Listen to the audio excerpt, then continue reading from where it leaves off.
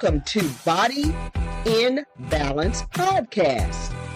I am your host, Charlotte Johnson, the certified licensed physician assistant, sent here to kick some knowledge your way once a week for the purpose of educating, informing, and enlightening this audience concerning physical, spiritual, and emotional aspects of our bodies in relation to our Creator, the one, the only, the true and living God. Yes, yes, He is the King of Kings and the Lord of Lords. Let us give it up for Yahweh.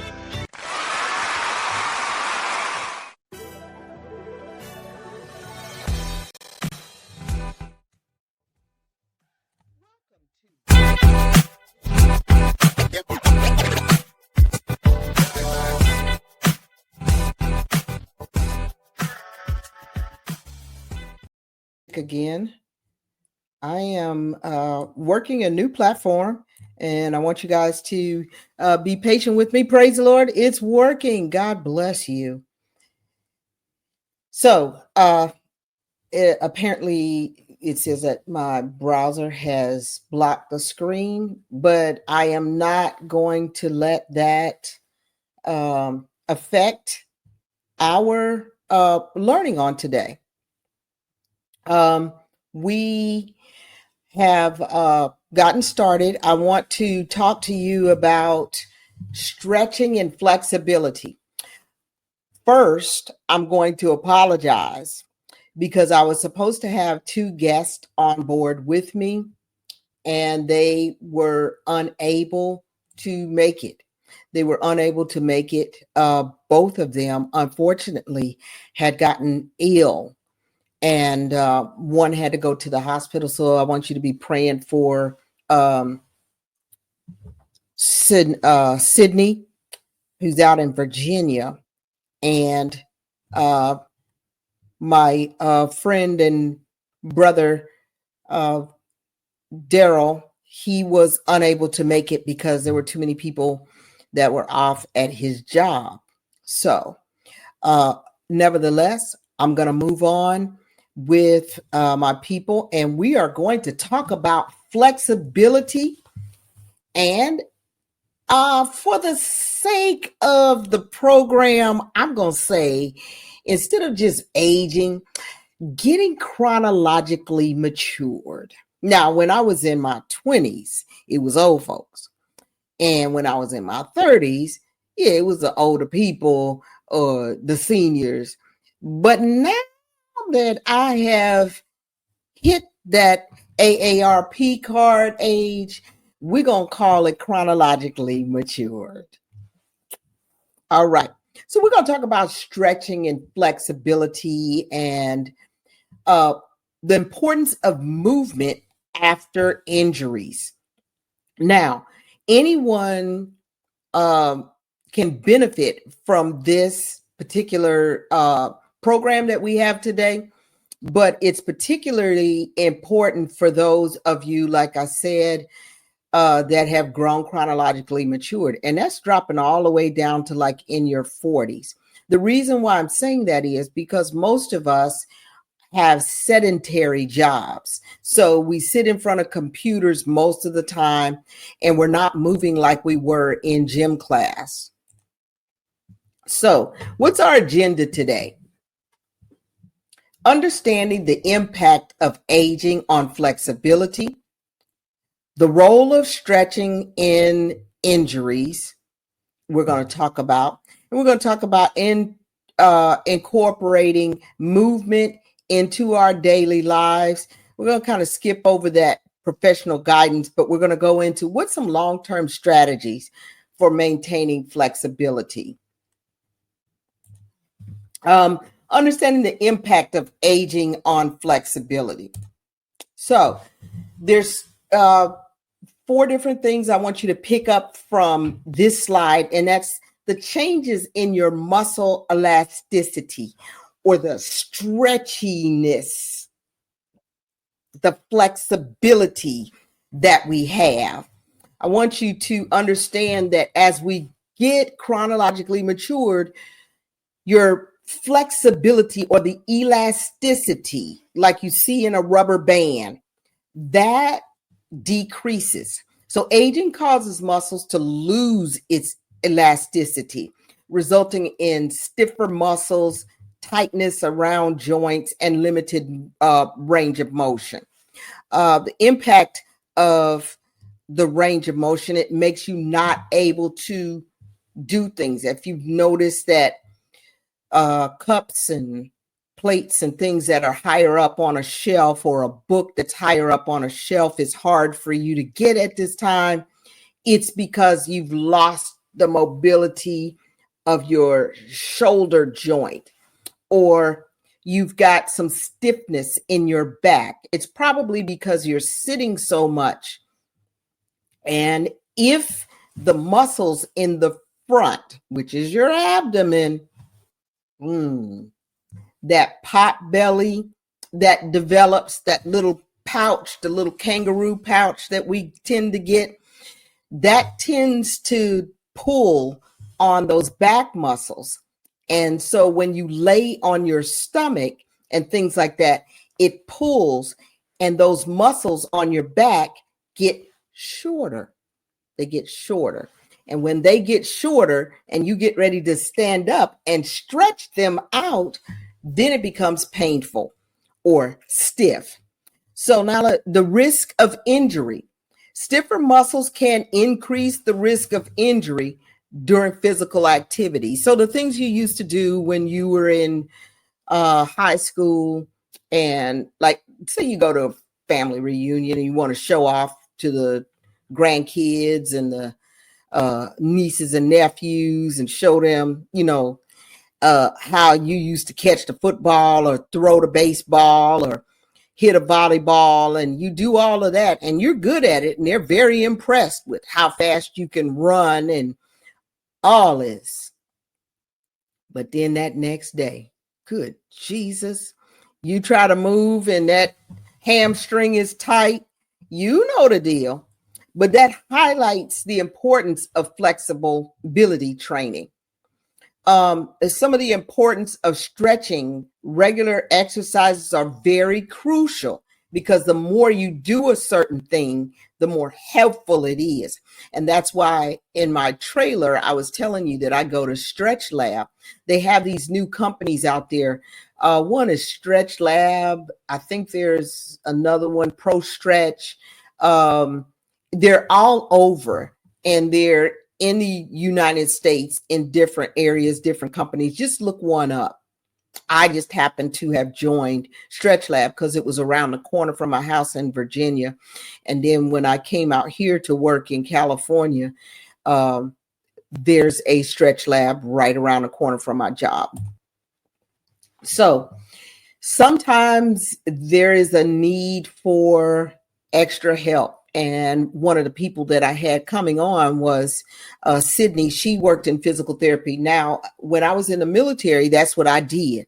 I did physical therapy to help soldiers and things like that, the Army, to be mobile. So joint health and mobility, aging and joint health, like it says, you get the wear and tear and that kind of thing, and it leads to arthritis, or what some people say, I hear it a lot in church, Arthur's got me. Importance of stretching. Regular stretching is vital because it keeps the muscles, tendons, and ligaments around these joints moving. You've got to keep them flexible, otherwise they get tight. Maintaining joint mobility contributes to the flexibility and makes you move better and have a better quality of life. I'm going to tell you a quick story. I went to go see Daryl because my shoulder was bothering me so bad, and I really couldn't lift my arm, and I was barely lifting it up. And when I was in the Army, like I said, I worked in physical therapy. I knew what was happening, but I needed some help. And so at the stretch lab, he was able to help me to free up my shoulder joint, which was very helpful. Common flexibility issues that occur in elderly patients. You have a lot of problems with knees, elbows, shoulders, and backs. Knees, elders, shoulders, and backs. Decreased range of motion occurs in older adults, as I've stressed in the last 3 or 4 slides. Stiffness occurs, and then you can get that chronic pain where you have chronic back pain, chronic neck pain, chronic shoulder, or other joint like knees.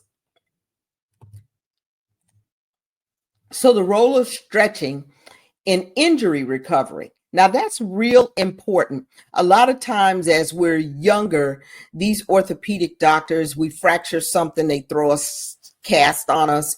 We walk around with it for 6 weeks, 8 weeks, take it off, they cut it off, and then they tell you to run on and see what the end's going to be. Well, they don't necessarily say that, but I'm a little churchy, y'all know that. They don't send you to physical therapy. If you don't ask for it, probably won't get it.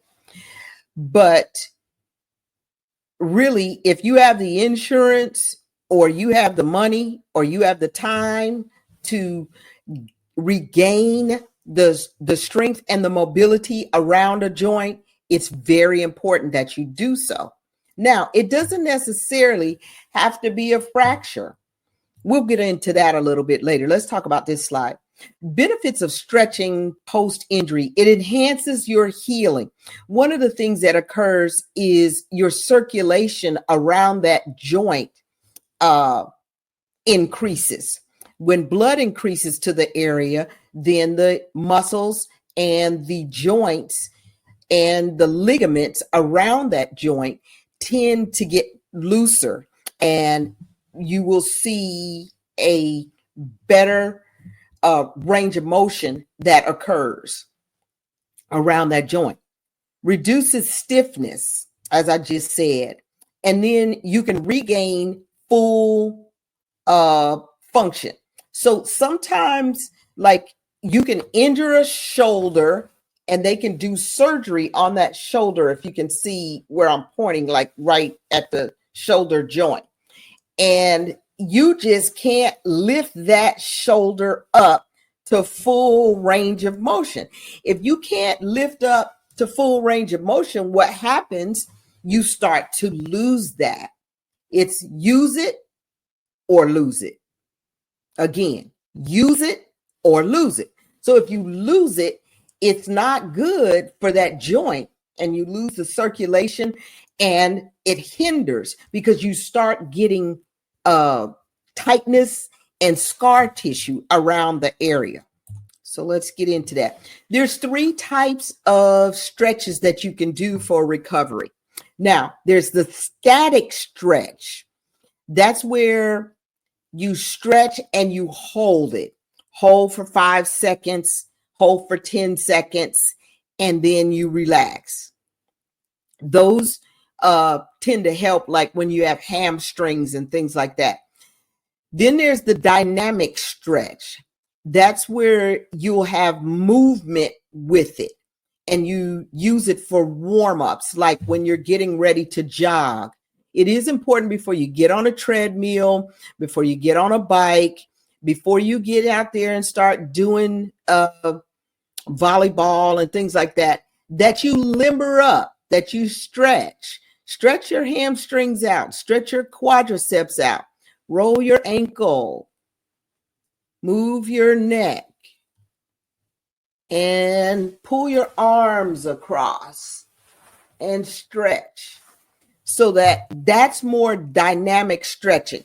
That stretch where you bounce, like if you lean over to touch your toes, that bouncing is not a good stretch. That's not good for warming up. That tends to make little micro tears in your muscles. Now, there's another stretch, but that usually is done with a partner or with a trained professional. It's called PNF. PNF. proprioceptive neuromuscular facilitation. Proprioceptive neuromuscular facilitation. That is where you will, so say your arm is you're stretching it up. I would push down, push down, push down, push down real hard. Then I would relax and the person would push. Because what you're doing is basically tricking the muscle fibers to fire, fire, fire, fire. That's when you're pushing down. Then you get them to stop firing and you stretch them past where they were going. That helps to get you more limber. So PNF stretching is usually done with a trained professional. So guidelines for stretching, you have to be safe. You ever heard that no pain, no gain? Well, that's not necessarily true. You do some pain, you're going to have, you have some pain, you may not get any gain. You may be worse off than you were. So I don't necessarily adhere to that. You need to start out slow. If you haven't run in years, please don't break out and start running a 2 or 3 miles. Don't expect to get up real quickly after that. You're just punishing yourself.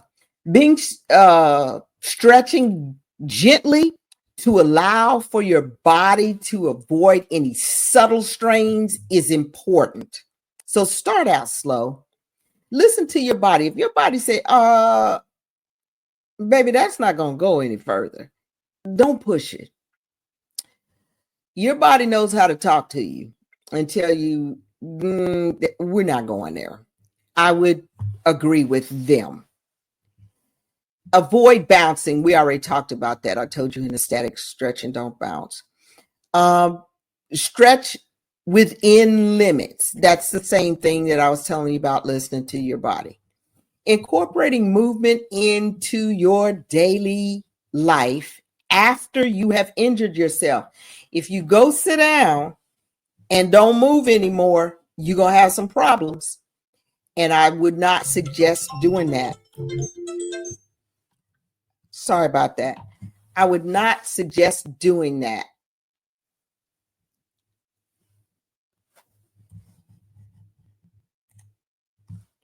Simple movements, exercises improve your flexibility.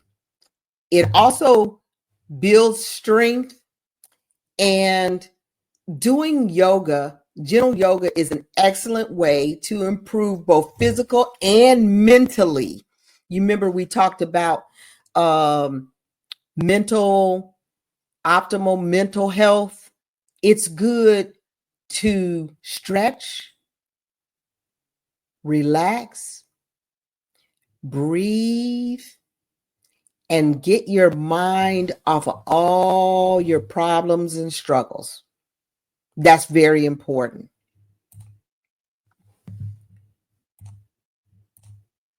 So there's some things you can use that are out there for mobility. There's the little foam rubbers. There's foam rubber tubing. And also, I think it's real good to use the rubber stretching that helps with your flexibility. I would suggest you use the yellow or the green. Yellow or green tubing. It's there is a tubing, and then there's a rubber band that stretches. Remember the colors yellow and green. I didn't get pictures of those, and I apologize for that. But those are the two that you should get that help to work with strengthening and stretching for joints. You can sit actually at your desk, tie that band that it's called TheraBand. I'll repeat that, TheraBand. And yellow and green. Yellow is light, green is medium. Those are resistance. That's the amount of resistance that you can get. You can buy those. You could put it around the chair leg that you're sitting in. I use that to strengthen my quadriceps, and then I put it on another chair. I pull backwards. It helps to strengthen my hamstrings. I put it around my legs while I'm sitting at work and pull my legs apart.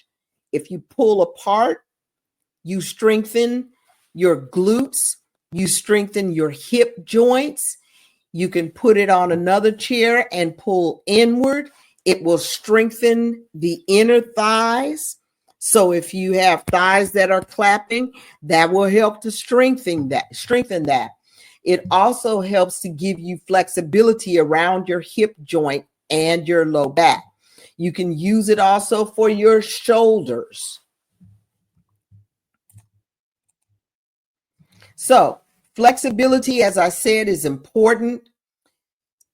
You need to balance the fitness approach that you do. Figure out how many days a week you want to train and you want to do these exercises because it's good for you. Now, in conclusion, it's important to stretch. I don't know how many times I have to tell you, but it's important to stretch. It's one of the things that we think we don't have to do anymore. It's one of the things that we just ignore and let go, and we think we have to lift weights all the time.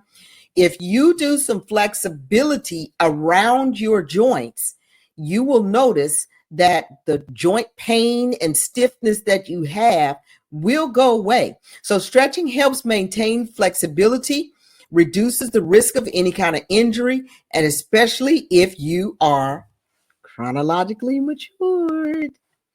The role of movement, regular movement, is essential. We are not sedentary bodies.